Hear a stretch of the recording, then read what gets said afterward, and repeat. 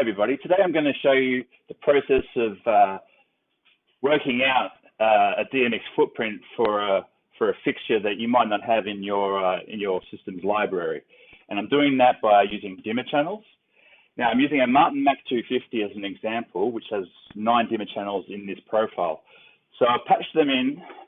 I'm starting at address 1. My capture's already patched. I've already patched my fixture into capture as DMX number 1.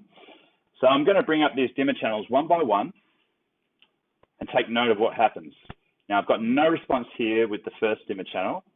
So I'm going to bring up the next dimmer channel. As you can see, we're getting a little bit of a flash there. So I'm going to dial this back a bit. And as you can see, the first dimmer channel is the shutter. You can see that's how it's working. As it's at 0, the shutter is closed, so you're not going to get any output with the dimmer. If I bring that up just up to open, and I bring up the second dimmer channel, you can see the second dimmer channel is controlling the actual dimmer. So you want to take note of these things. You'll write down the first dimmer channel as your shutter channel, and then the second dimmer channel will be your actual dimmer. We want to keep that open now so we can see what's going on with the rest of the fixture. So I'm going up to dimmer channel number 3 now. As you can see, it's manipulating the color channel. So I'm going to note that down. That's a color channel. We'll go to number 4. And if you can see that closely, I'll bring that in a little bit closer. And you can see that's the gobo channel there. I'll bring that back to 0. We'll make a note of that. That's the gobo channel. Now number 5 is not giving me any response. So if I bring up the gobo channel again, let's have a look at that. Okay, let's see. And as you can see, there you go. So that 5th dimmer channel is the gobo rotation.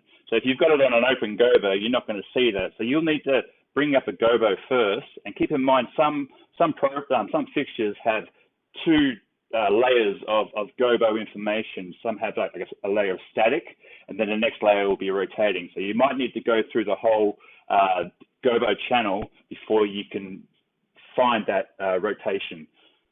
So that's the rotation on number 5. I'm going to bring it back to 0. I'm going to bring this one back to 0 again. At channel number 6, you can see the beam's actually changing there. So I believe that is the focus. So I'm going to bring up my gobo channel again just to confirm that. And let's bring up number 6. And you can see it is focusing, but the focal length here isn't long enough to give you that sharp focus. So let's go up to dimmer number 7 and see what that's doing there. And that looks to me, that's a prism, okay? Hard to see, but it is. Channel 8 is pan. Channel 9 is tilt. As you can see, there is a prism there. You can see that in the aperture of the fixture. So I'll bring back to channel 7 again. That's no prism, sorry.